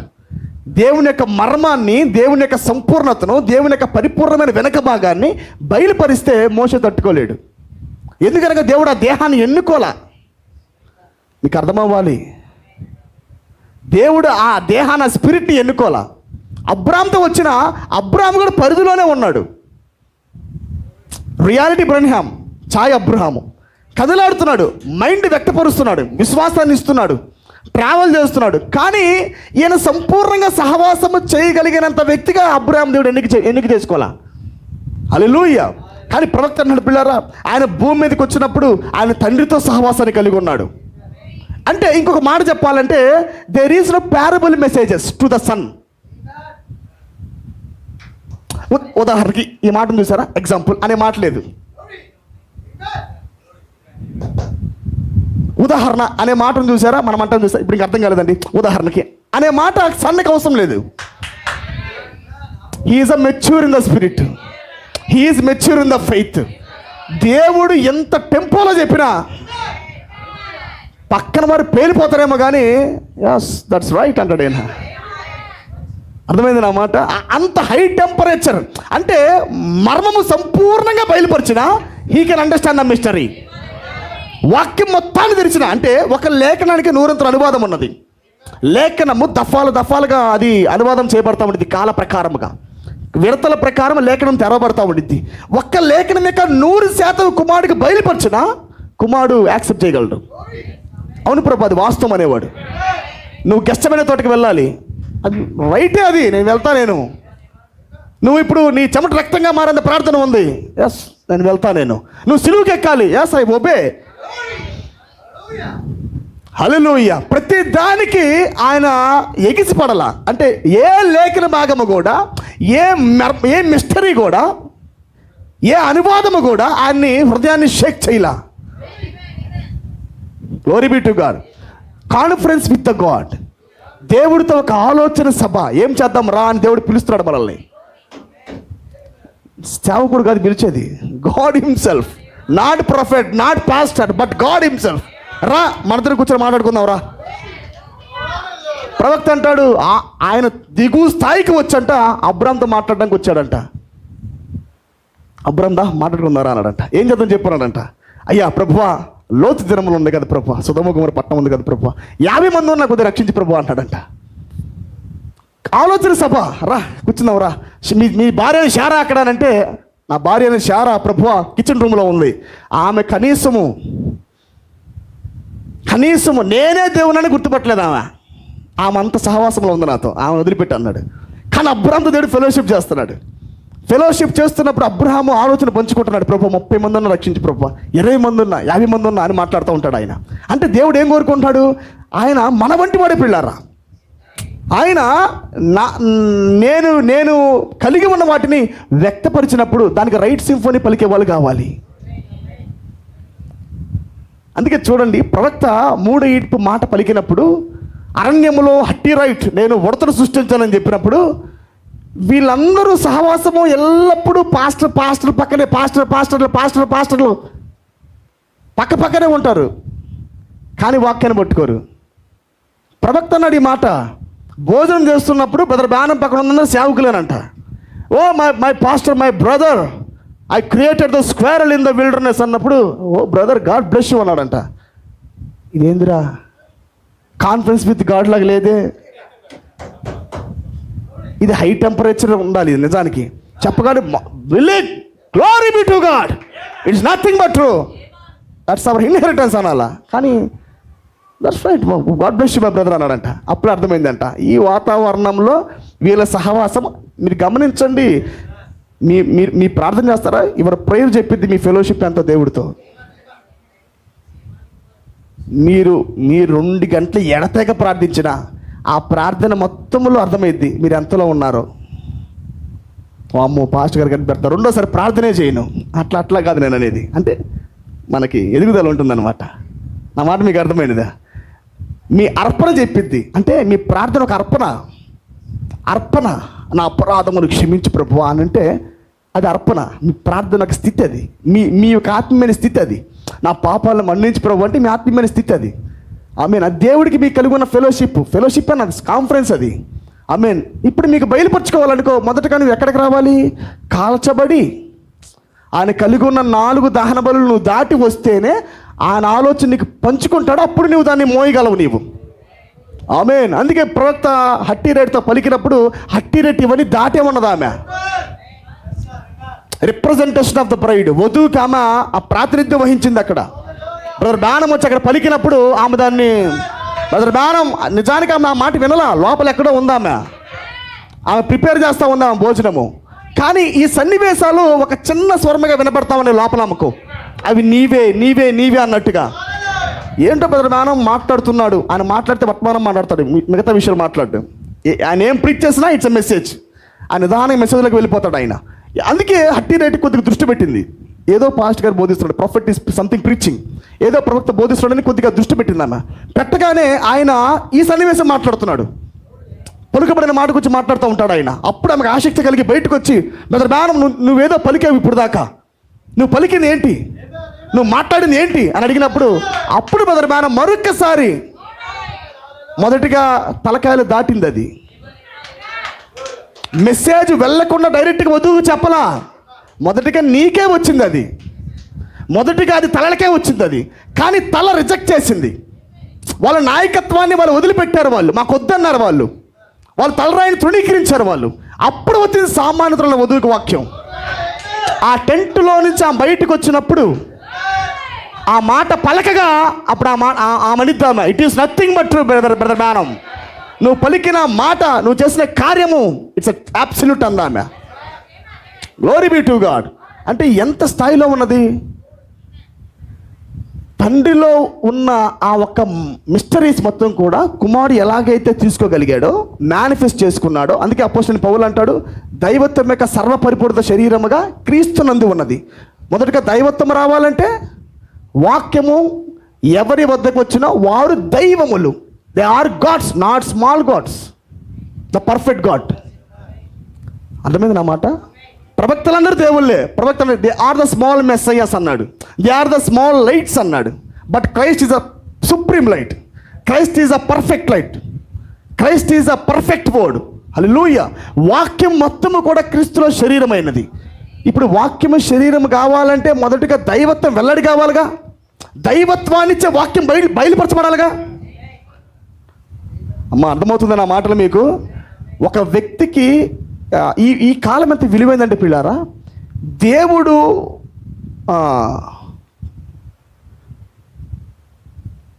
ఒక మనుషుడు దేవుడిగా మారేది ఇప్పుడు దాకా దేవుడు లాక్ చేసుకున్నాడు. ఒక మనుషుడు దేవుడిగా మరలా మారేదాన్ని దేవుడు ఇన్ని కాలాలుగా లాక్ చేసి పెట్టాడు, లాక్ చేశాడు. కానీ ఈ కాలంలో మరలా ప్రవక్త ద్వారా దేవుడి గ్రంథాన్ని తెరిచి ఆ 7 సీల్ ఓపెన్ చేసి ఆ క్యాప్ స్టోన్ రెవల్యూషన్ ఓపెన్ చేసి మరలా ఇప్పుడు ఆయన ఆ ఒక్క వాక్యం యొక్క సంపూర్ణత బయలుపరుస్తూ ఉన్నాడు. వాక్యం చాలా విలువైంది.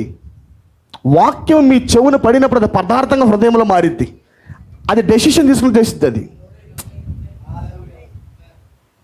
చూడండి, మొదటి నిర్గమములో అద్భుతాలు చేశాడు, ఆశ్చర్యకార్యములు చేశాడు దేవుడు. ఇంకొక మాట చెప్తానండి, నేను ఇప్పుడు సృష్టి గురించి ఎంత వివరించినా మీరు దేవుడి ముందు విశ్వాసం కలిగి ఉండలేరు. సృష్టి గురించి, ఫస్ట్ బైబిల్ గురించి ఎంత వివరించినా మీకు విశ్వాసం రాదు, మీకు స్టాండ్ రాదు, మీకు నిబ్బరం రాదు. ఎందుకంటే దట్స్ అ టైప్. దేవుడు ఒక ఛాయగా దాంట్లో వ్యక్తపరిచాడు, అవునా కాదా? హల్లెలూయా. దేవుడు రెండో పోర్షన్లో దేవుడు ఛాయగా ఆయన ప్రవక్తల్లో కుమ్మరించుకుంటూ వచ్చాడు. ఆయనే ప్రవక్తల గుండా వెళ్ళాడు, రాజుల గుండా వెళ్ళాడు, అవునా? అబ్రహాములో ఉన్నాడు, యాకోబులో ఉన్నాడు, ఇస్సాకులో ఉన్నాడు, యోసేపులో ఉన్నాడు, ఆయన రాజుల్లో ఉన్నాడు, న్యాయాధిపతుల్లో ఉన్నాడు. ఆమేన్. అన్ని కాలాల గుండా దేవుడే ప్రయాణం చేసుకుంటూ వచ్చాడు. కానీ ఏ పాత నిబంధన కూడా అది దేవుడే, కానీ మనల్ని పరిపూర్ణం చేయలేదు. నా మాట మీకు అర్థమవుతున్నదా? ఆమేన్. అంటే ఏ ఆశ్చర్య కార్యము, ఏ అద్భుత కార్యము, ఏ హీలింగు, ఏ వివేచన కూడా నీ స్వభావాన్ని మార్చలేదు, నిన్ను దేవుడిగా చేయలేదు. అందుకే దేవుడు దాన్ని ఎరిగే, ఆయనకు తెలుసు ఏది మరలా దేవుడిగా మార్చగలదో దేవుడు ఎరిగే ఆయన ఇప్పుడు వాక్యాన్ని విప్పుతున్నాడు. ఆయన సైలెంట్ అవర్ అంటే అదే. నిశ్శబ్దములో దేవుడు ఆయన వాక్యాన్ని బయలుపరుస్తున్నాడు. ఏ హంగు ఆర్భాటములు లేకుండా చాలా సామాన్యతలో దేవుడు వాక్యము గనక, వాక్యం విప్పితేనే లోపల వెలుగు కలిగిద్ది. వాక్యము బయలుపరచబడినప్పుడు లోపల స్వభావం మారిద్ది. ఒక వ్యక్తి లోపల అది విరుగుడు మందుని తెచ్చిద్ది. ఇప్పుడు ఉదాహరణకండి, ఇప్పుడు ఇది మ్యాగ్నెట్ అనుకుందాం. ఇది మ్యాగ్నెట్ యొక్క స్వభావం ఏమిటి? మనం ఇక్కడ అయస్కాంతం పెట్టామంటే, అయస్కాంతం ఇక్కడ పెట్టామంటే ఆటోమేటిక్ అయస్కాంతం ఆకర్షించిద్ది. అయస్కాంతాన్ని ఇలా, అవునా కదా? అయస్కాంతాన్ని ఆకర్షించింది. ఇది దేవుడు పెట్టిన ప్రక్రియ. దేవుడు దాంట్లో మెకానిక్స్ పెట్టాడు, దాన్ని అట్లాగా ఆయన క్రియేటింగ్ మైండ్ అది పెట్టాడు. నిజానికి వాక్యం వెళ్ళింది అనుకోండి, ఈ రెండు నిజానికి బాగా శక్తివంతమైనదే. ఎప్పుడైతే వాక్యం వెళ్ళిద్దో ఈ రెండు ఇలా వెళ్తాయి. ఏంటంటే నిజానికి అయస్కాంతం యొక్క స్వభావం ఏంటంటే, దీని స్వభావం ఏంటంటే పాపానికి ఆకర్షించుకొనుట. ఈ కన్నులు దేనికి ఆకర్షించబడతాయి? పాపానికి. చెవులు పాపానికి, టచ్ పాపానికి. ఈ శరీరం అంతా అయస్కాంతం లాంటిది పాపానికి, లోకానికి, అవునా కాదా? నియమాలకి వెంటనే పడిపోతుంది, లోకానికి పడిపోయింది ఇది. కానీ వాక్యం అనేది శక్తివంతమైందంటే ఎప్పుడైతే వాక్యం లోపలికి వచ్చిందో ఇలా ఉన్నాయి కాస్త ఇలా వెళ్ళిపోతాయి. మీరు వర్తమానం చదవండి, పారాడాక్స్ అని వర్తమాన ప్రవక్త చెప్తారు దీని గురించి. పారాడాక్స్లో ఇలా మ్యాగ్నెట్స్ ఇలా అతుక్కోవటం అనేది ఇది అందరికీ తెలిసిన విధానమే. కానీ దేవుడి వాక్యం ఎలాంటిదంటే, నేను నిజంగా వాక్యము కుమ్మరించబడినప్పుడు, నీలో వాక్యము మేనిఫెస్ట్ అవుతున్నప్పుడు ఎలా ఉంటుందంటే ఆటోమేటిక్గా నీ లోపల ఇలా వెనక జరుగుతూ ఉంటుంది. ప్రవక్త అందుకే అంటాడు, నిజానికి భూమికి ఆకర్షణ శక్తి ఉంది, కానీ దేవుడి మైండ్ ఏంటి? హల్లెలూయా. వాక్యం యొక్క శక్తి ఏంటి? ఆకర్షణ దాటి పైకి వెళ్ళుట, ర్యాప్చర్ అంటే అదే, భూమి ఆకర్షణ శక్తికి పైకి వెళ్తాం మనము. అంటే దేవుడు పుట్టుకతో మనం ఎలా పెట్టాడు, అన్నిటికీ ఆకర్షణీయం, మ్యాగ్నెట్ టైపు, అన్నిటికీ అతుక్కుంటాం మనము. అవునా? పాపానికి అంటుకుంటాం, లోకానికి అంటుకుంటాం, అన్నీ అంటుకుంటా ఉంటాయి. నీలో ఇంకనూ వాక్యం పనిచేస్తూ అవి ఇంకనూ నీలో అటాచ్ అవుతున్నాయి అంటే ఎక్కడో నీలో ప్రాబ్లం ఉందని అర్థం. వాక్యము నువ్వు వింటున్నావు కానీ దాని ఉద్దేశం పట్టుకోవట్లా. వాక్యం విప్పబడుతున్నప్పుడు ఆ వాక్యం మీద నువ్వు పట్టింపు కలిగి ఎప్పుడైతే దాన్ని తీసుకుంటావో అది శక్తివంతంగా నీలో పనిచేసిద్ది. అది మ్యాగ్నెట్ ఇలా విడగొట్టిద్ది. అది హల్లెలూయా. చీకటి ఇలా విడగొట్టిద్ది ఎట్లా, అది అప్పుడు వెలుగ్గా మారుతావు నీవు. ఎప్పుడైతే నువ్వు వెలుగ్గా మారుతావో అప్పుడు దేవుడితో సహవాసం చేయగలవు నీవు. ఇలా రెండు వెళితేనే God can fellowship with you. అన్నమాట మీకు అర్థమైందిదా? అందుకే న్యాయాధిపతులతో దేవుడు ఉన్నాడు కానీ ఇది పోలా, సంసోనులో పోలా, దావీదులో పోలా, పితరుల్లో పోలా. కానీ క్రీస్తు వచ్చినప్పుడు అసలు ఇది లేదు. Conference with God, fellowship with God.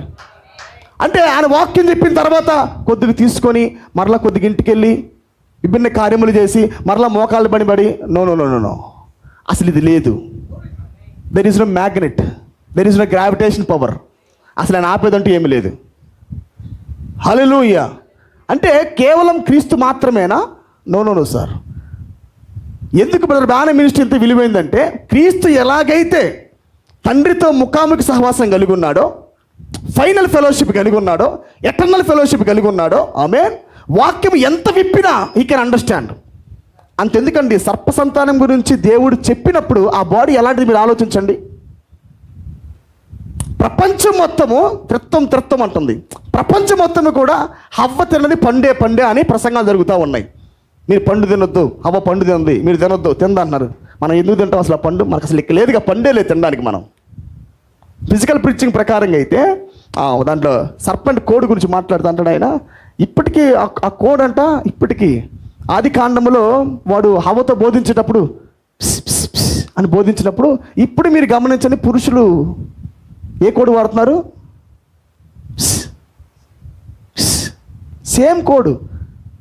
వాడు తిరిగి జన్మించకపోతే సర్పం కోడు మారలా. కొంతమందికి అర్థమైనది.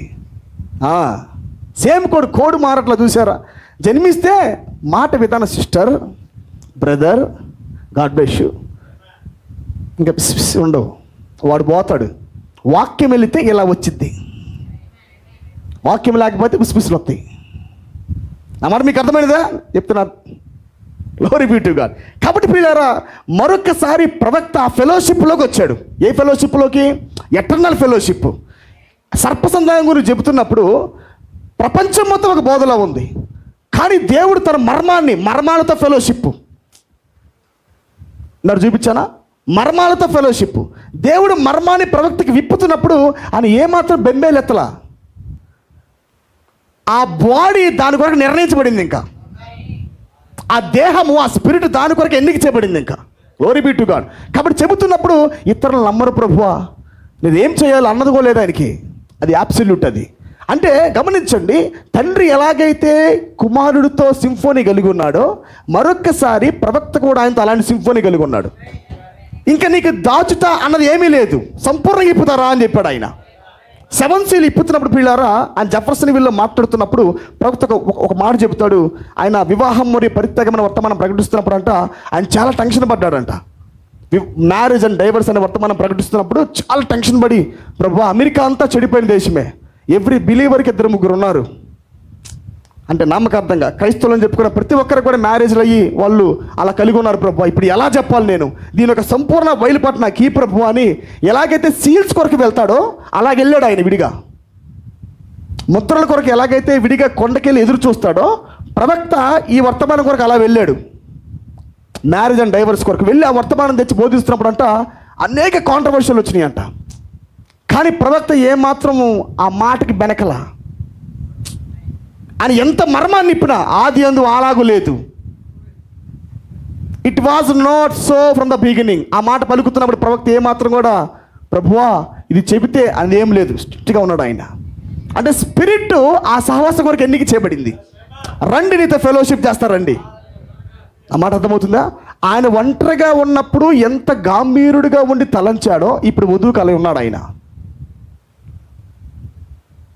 ఎవరు సలహా ఇవ్వాల్సిన అవసరం లేనంత మెచ్యూరిటీ.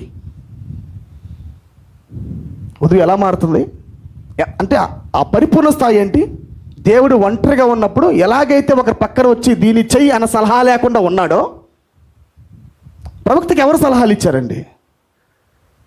వాక్యానికి ఆ వ్యక్తి సంపూర్ణంగా సమర్పించుకున్నప్పుడు ఆయన ఎవ్రీ థాట్ గాడే, ఎవ్రీ అడ్వైస్ గాడే, ఎవ్రీ సజెషన్ గాడే. అవునా కాదా? ఒక వ్యక్తి వాక్యంతో నడిస్తే అలాగుంటుంది. Glory be to God, hallelujah. చివరికి ఎలా మారుతుందంటే ఆమె ఒంటరిగా పరిపూర్ణం అవుతున్నప్పుడు, వాక్యం అలా మేనిఫెస్ట్ అవుతున్నప్పుడు ఆమె తీసుకున్న నిర్ణయాలకి, ప్రవక్త నిర్ణయాలకు ఎలాగైతే సపోర్ట్ లేదో వధువు నిర్ణయాలకు సపోర్ట్ అవసరం లేదు, సలహా చెప్పాల్సిన అవసరం లేదు, సజెషన్ అవసరం లేదు. అంత స్థితి ఆమెది. ఆ మాట మీకు అర్థమైందా? మీరు ఆ స్థితికి వెళ్ళినప్పుడు మాట్లాడుతున్నా నేను, మీకు అర్థమవ్వాలా నా పొజిషన్ అట్లా ఉన్నదని నువ్వు ఎరగాల. ఆ స్థితిలోకి మనం వెళ్ళాలా, ఓడంత మేనిఫెస్ట్ అవ్వాలి మన లోపల. ఏమేనండి ఏమైనా. అందుకే చూడండి, వాక్యం ఎంత విప్పుతున్నప్పటికీ మీకు దాంట్లో ఏమాత్రం కన్ఫ్యూజన్ ఉండదు. ఇంకా వాక్యం ఎంత లోతుగా రివీల్ అయినా, దేవుడు ఎంతగా తన మర్మాన్ని ఇప్పినప్పటికీ ఆ సహవాసం యొక్క మాటలు. ఎందుకంటే ప్రవక్త అంటాడు, ఆది కాండములో దేవుడు చేసిన సహవాసం ఎలాంటిదంటే ప్రత్యున్మాయంతో కూడిన సహవాసము, మరలా తిరిగి మందలోకి తెచ్చుకునే సహవాసము. మందలో నుంచి గొర్రెలు వెళ్ళిపోయినాయి, రాజ్యంలో నుంచి గొర్రెలు వెళ్ళిపోయినాయి, మరలా రాజ్యంలోకి తెచ్చుకోవడానికి దేవుడు రక్తం ఏర్పాటు చేసి లోపల లాక్కున్నాడు. కానీ ఇది ఎలాంటి సహవాసం అంటే మరలా ఆయనలాగా మార్చుకునే సహవాసం. కేవలం లోపల తెచ్చుకొని సంఘంలో పెట్టుకొని నా విశ్వాసులు అట్టగా దేవుడు అనుకునేది. నా గొర్రెలు నా స్వరాన్ని వినను, నా మిస్టరీ వినను, నా సూచన గుర్తుపట్టడు, నా వాయిస్ గుర్తుపట్టడు. ఆయన ఏం చేస్తాడు? వచ్చిన తర్వాత మందకి పోషిస్తాడు. ఆయన వాక్యాన్ని ఇచ్చి, మర్మాలు ఇచ్చి, ఆయన రివీల్డ్ వాళ్ళు బయలుపరుస్తున్నప్పుడు లోపల స్థితి మారిద్ది, మెచ్యూరిటీ మారిద్ది, నిర్ణయాలు మారుతాయి. ఈ ఫెలోషిప్ ఎలాంటిదంటే ఓపెన్ బుక్ ఫెలోషిప్. ఇది 8th డే ఫెలోషిప్. ఇది ఎటర్నిటీ ఫెలోషిప్. ఇది తండ్రి చేసింది ఎవరితో ఫెలోషిప్? ఎటర్నిటీతో. స్పోకెన్ వర్డ్తో ఫెలోషిప్ చేశాడు ఆయన. ఆమేన్, హల్లెలూయా. మరొకసారి పిల్లారా, గ్రంథము తెరవబడిన తర్వాత వస్తున్న ప్రజలతో దేవుడు ఫెలోషిప్ చేస్తున్నాడు. ఇది ఎలాంటి సహవాసం అంటే మరలా దేవుడు మాట్లాడుకునేది. ఆయన ఒంటరిగా ఉన్నప్పుడు ఆయన తలంపులు ఎలా ఉన్నాయి? నిత్యమైన తలంపులు. ఆయన అనుకున్నాడు, ఆదామా నేను నీ మొదటి కుమారుడిగా వస్తానన్నాడు. అవునా? ఆది కాండములో దేవుడితో సహవాసం చేసేవాడు, దేవుడితో చేసేవాడు. అవునా కాదండి? దేవుడితో చేసేవాడు. ఆ తర్వాత పడిపోటు బట్టి ఇప్పుడు దేవుడు పాపులతో చేస్తున్నాడు. కాలాలు కూడా దేవుడు ఏం చేశాడు? సిన్నర్స్తో సహవాసం చేశాడు. సమరీ స్త్రీ ఒక సిన్నర్ పట్టుకున్నాడు. అక్కడితో అయిపోలా, ఆమె ఆయనలాగా మారాలా, ఆదాంలాగా మారాలా.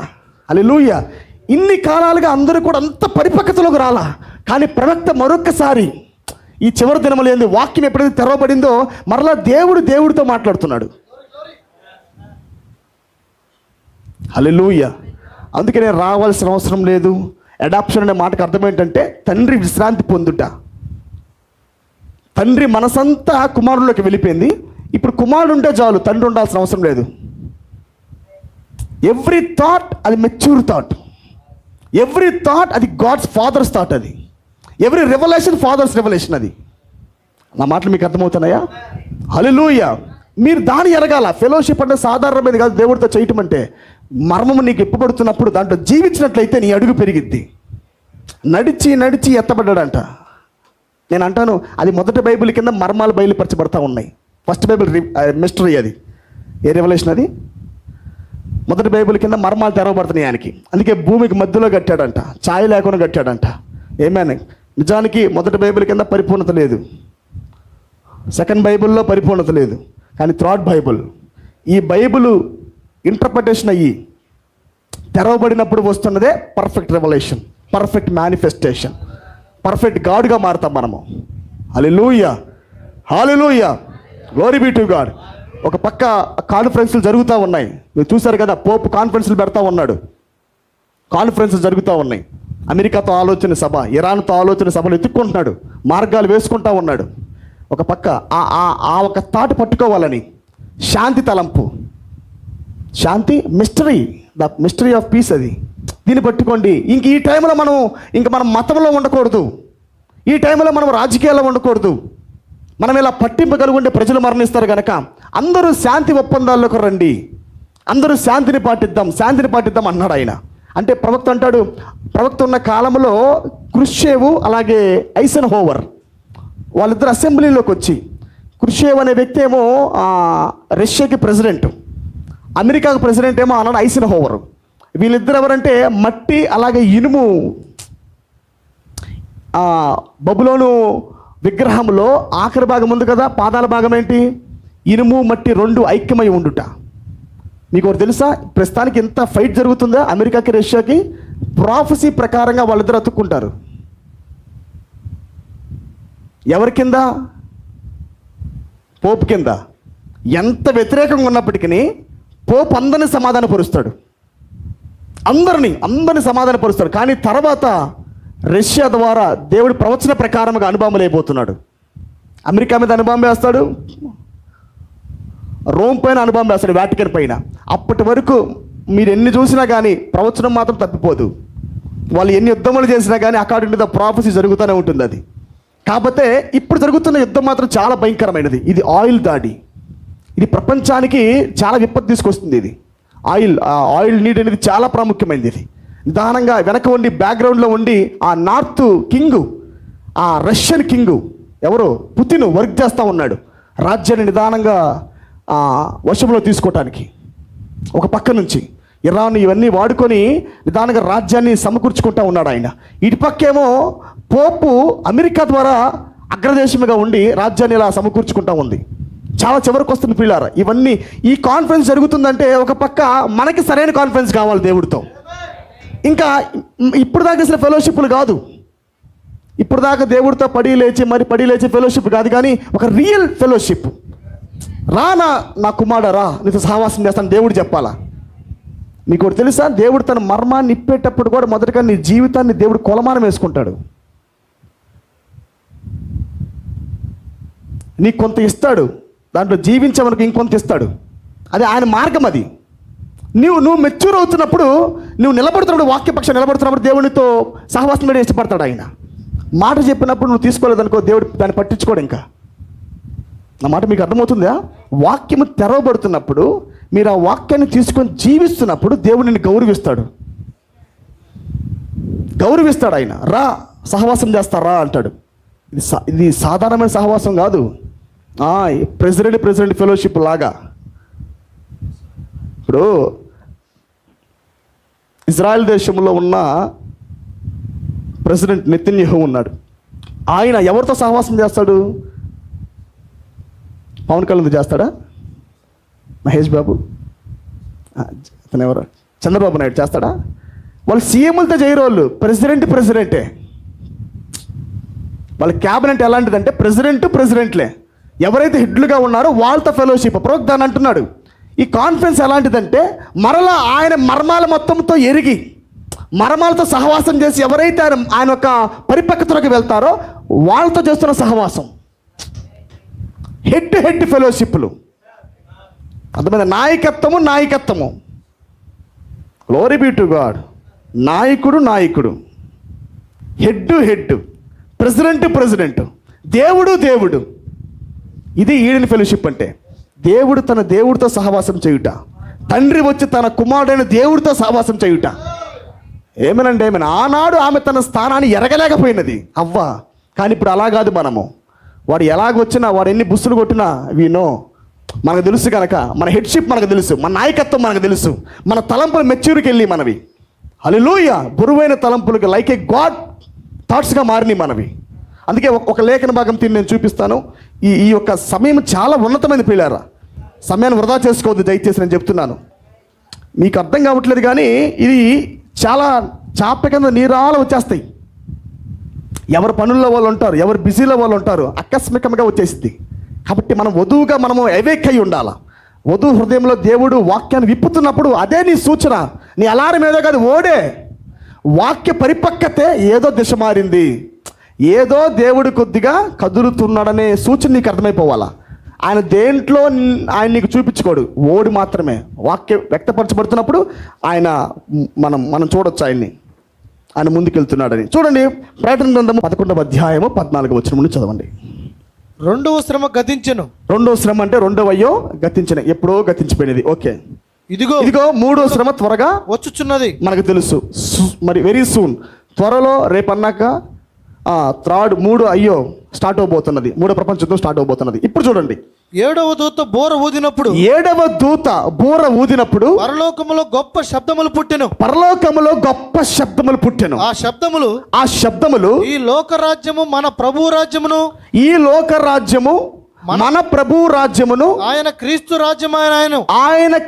రాజ్యమునాయను, ఆయన యుగ యుగముల వరకు ఏలునెను.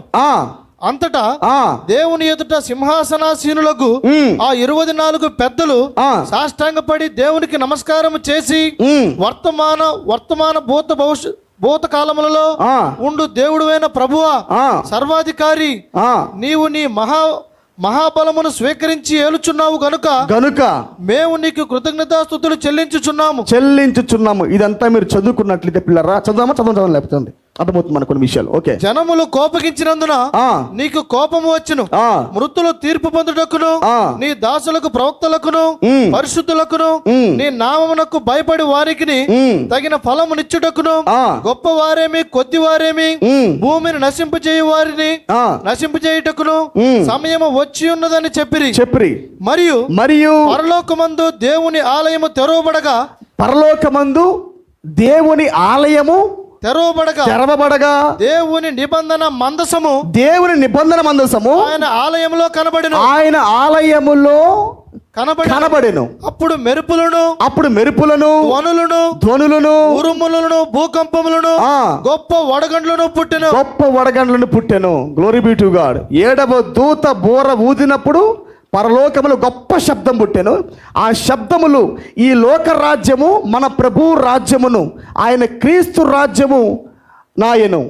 హల్లెలూయా. ఎప్పుడైతే 7వ దూత బూర ఊదాడో ఏం జరిగింది? లోకరాజ్యాలన్నీ కూడా క్రీస్తు రాజ్యముగా మార్చబడ్డాయి. రేపన్నాక ఫిజికల్గా మారబోతున్నది, స్పిరిచువల్గా మన రాజ్యాలు దేవుని రాజ్యంగా మారుతున్నాయి. 7th ఏంజల్ ట్రంపెట్ ఇది. 7వ దూతలో క్రీస్తు ఉండి బూర ఊదుతున్నప్పుడు ఆలయపు తెర చినిగి మందసం కనపడతా ఉన్నది. It's ministry. మొదటి రాకల్లో తెర చినిగింది, మందసం కనపడింది ఆలయంలో, అవునా కాదండి? అది ఏ ప్రవక్తల ద్వారా అది చినిగి కనపడలా. ఆమేన్. మరలా క్రీస్తు వస్తే తప్ప ఇప్పుడు మరలా వాక్యం కనపడుతుంది. మందసం అంటే వాక్యమే, పర్ఫెక్ట్ వర్డ్ ఇది, లేఖనం ఇది. హల్లెలూయా. ఈ ఆలయంలో మందసం వస్తూ ఉంది. ఈ ఆలయంలోకి ఏమొస్తుంది? మందసం పెట్టబడతా ఉన్నది. తెర చింపి చూడగా లోపల మందసం ఉంది. వధువులో దీపస్తంభాలు లేవు, ఇప్పుడు మందసం ఉన్నది. కాలాలు కొన్న మందసం దొంగలించబడింది, కానీ ఇప్పుడు దొంగలించబడలా. మందసం కాపాడుకుందామే. హల్లెలూయా. క్రీస్తు మాత్రమే మందసమై నడిపిల్లారా. క్రీస్తుని లోపల నివసిస్తున్నాడు కనుక, మందసం నీ లోపల ఉంది కనుక, గ్లోరీ బి టు గాడ్. ఇంకా లోక రాజ్యాలు మొత్తం కూడా ఎలా మారిపోతున్నాయి? క్రీస్తు రాజ్యంగా మారుతా ఉన్నాయి. ఈ వాక్యం అంత విలువైంది నేను మాట్లాడుతున్నది. ఇది మందసం యొక్క వాక్యం, ఇది క్రీస్తు వాక్యం, ఇది సంపూర్ణ వాక్యం ఇది. అందుకే నీ ఆలోచన ఇప్పుడు దేవుడు ఇష్టపడుతున్నాడు, నీ నిర్ణయాన్ని దేవుడు ఇష్టపడుతున్నాడు, గౌరవిస్తున్నాడు ఆయన. ఆమె చూపించాలని చాలా ఉన్నాయి. దేవుడు కొన్నిసార్లు పరీక్షించుకుంటూ వెళ్తాడు. ఆయన పరీక్ష పెడతాడు. ఈ టైంలో ఎలా ఆలోచిస్తాడో అని చూస్తాడు. కొన్నిసార్లు పెట్టి సందర్భాన్ని ఈ టైంలో ఎలా థింక్ చేస్తాడంటావు అనుకుంటాడు ఆయన. అంటే నాలాగా ఉన్నాడా లేడా, నా థాట్ మెచ్యూరిటీగా వచ్చిందా లేదా బలహీనంగానే ఉన్నాడా అని దేవుడు థింక్ చేయడం ప్రారంభిస్తాడు పిల్లారా. అందుకే వాక్యం చాలా శక్తివంతమైనది. మీరు పాటలు పాడినా ఉపయోగం లేదు. ఆరాధన మెయిన్ వర్డ్ వాక్యమే విలువైంది. వాక్యము శక్తివంతమైనది. వాక్యం మీలో తెరవబడినప్పుడు వస్తున్న అండర్స్టాండింగ్ మిమ్మల్ని నిలబెడతా ఉండిద్ది. అది హల్లెలూయా. అందుకే ప్రవక్తను లాగింది ఓడే, మనం లాగుతుంది ఓడే, మనం పట్టుకుందే మూడింటి వాక్యం ప్రియులారా. నా మాటలు మీకు అర్థమవుతున్నాయా? ప్రపంచమంతా హెడ్లు కాన్ఫరెన్స్ జరుగుతున్నాయి. అది సూచన, అది మనకు సూచన. అందుకే ప్రవక్త అంటాడు, ఆయన ఈ వాక్యం ఎత్తిపడేటప్పుడు ఈ మాట పలుకుతాడు ఆయన. ఒక పక్క కాన్ఫరెన్స్ జరుగుతుంది ప్రెసిడెంట్లకి, అటు పక్క జరుగుతుందంటే ఇటు పక్క ఏం జరుగుతుంది? కౌంట్ డౌన్ చెప్పాడంటే భూమికి ఆత్మీయంగా, సైంటిస్ట్కి, ఫిజికల్ వరల్డ్కి, స్పిరిచువల్ వరల్డ్కి, అవునా కదా? స్పిరిచువల్ వల్ల జరుగుతున్న టెక్నాలజీ, స్పిరిచువల్ వల్ల జరుగుతున్న టెక్నాలజీ. కాన్ఫరెన్స్ విత్ గాడ్ అంటే లోకంలో జరుగుతున్న నాయకత్వాలు ఐక్యపరచబడుట, రాజ్యాలన్నీ ఐక్యమవుతా ఉన్నాయి, లోకరాజ్యాలు ఐక్యమవుతా ఉన్నాయి. హల్లెలూయా. ఒక పక్క 7వ ముద్ర కింద వధువు ఐక్యమవుతా ఉన్నది, దేవుడితో సహవాసం చేస్తూ ఆ లోతైన తెరలోకి వెళ్ళి మందసాన్ని కలిగి ఉండి లోపల తెరలోకి వెళ్ళి ఆమె ఫెలోషిప్ చేస్తూ ఉన్నది. ఆమె ఇంకా బలహీన తలంపులు ఉండకూడదు, బలహీన ఆలోచనలు ఉండకూడదు, బలహీనమైన నిర్ణయాలు రాకూడదు. ప్రియులారా, ఏమైనా దేవుడు కుమారుడు భూమి మీద ఉన్నప్పుడు ఎటువంటి తలంపులు కలిగి ఉన్నాడో ద సేమ్ ఫ్రీక్వెన్సీ ట్రాన్స్ఫర్ అవ్వాలా. ప్రవక్త ఉన్నప్పుడు ఎలాగున్నాడో అవే ఫ్రీక్వెన్సీ మనకు రావాలా. అంత మెచ్యూరిటీ మనకు కావాలి ప్రియులారా. కాబట్టి భక్తి ప్రతిరోజు పెరగాల, ప్రతిరోజు భక్తి పెరగాల. హల్లెలూయా. ఒకసారి ఇలా చూసినప్పుడు రెండోసారి నువ్వు అలా ఉండకూడదు. నీలో చేంజ్ కనపడతా ఉండాలా, రూపాంతరత కనపడతా ఉండాలా. ఈ 4 స్టేజ్లో ఉన్న రూపాంతరత చూశారు కదా, సీతకు ఒక చిలుక, అవునా కాదా? చివరికి ఎలా మారింది? అది ఎందుకొరకు దేవుడు నిర్మించాడో, పుట్టించాడో దాని దశలోకి వచ్చింది. అది స్టార్టింగ్లో అలా పుట్టిలా, ఆయన పుట్టిటమో అగ్లీగా పుట్టించాడు, కానీ తొదకి ఎలా మారింది? అది ద డిస్కవరింగ్ ఎలా అయింది? ట్రాన్స్ఫర్మేషన్ ఎలా అయింది? ఎలా రూపాంతరపరచబడింది? అది సీతకు చిలుగ్గా. కాబట్టి వాక్యం నీ లోపలికి వెళ్తున్నప్పుడు నువ్వు బటర్ఫ్లైగా మారాలా, వధువుగా మారాలా, పరిపక్వతలోకి రావాలి నీవు. హల్లెలూయా. నా మాటలు మీకు అర్థమవుతుందా? దేవుడే దేవుడితో ఫెలోషిప్ చేస్తున్నాడు. ఈ గ్రంథం తెరవబడి బట్టి అండర్స్టాండింగ్ ఊరికే రాదు, వాక్యముతోనే అండర్స్టాండింగ్ వచ్చింది. హల్లెలూయా. మరి జ్ఞానం అని చెప్పానంటే దేవుడు, దట్స్ రైట్ ప్రభువా. ఇంకా దాంట్లో ఇంకా ఏ బలహీనంగా ఆలోచించే తలంపు లేదు. ఇంకా ప్రతి మర్మాన్ని can understand, every thought you can understand, ప్రతి వాక్ యూ కెన్ అండర్స్టాండ్. హల్లెలూయా. మనం అలాగ మారాలా. కాబట్టి మనసులో పెట్టుకోండి. దీని కంటిన్యూషన్ నేను ఆదివారము నిజానికి చెబుదాం అనుకున్నాను, ఒక అంశం మీద ప్రిపేర్ చేశాను. బట్ సమయాన్ని బట్టి నేను మెసేజ్ కుదించాల్సి వస్తుంది కనుక నేను వాటి అలా హోల్డ్ చేస్తున్నాను. కాబట్టి మనసులో పెట్టుకోండి. కాన్ఫరెన్స్ విత్ గాడ్, దేవుడితో మెచ్యూరిటీ సహవాసం చేయుట, రక్తముతో కాదు గ్రంథముతో. ఏమైనా లోపలికి వచ్చే పాపిగా కాదు మనం రావాల్సింది, దేవుని కుమారుడుగా రావాలా, దేవుడిగా రావాలా. ఆ మెచ్యూరిటీ థాట్స్లోకి మనం వెళ్ళాలి పిల్లారా. Glory be to God. దేవుడి కొద్ది మాట మన వినికిడిలో దీవించును గాక.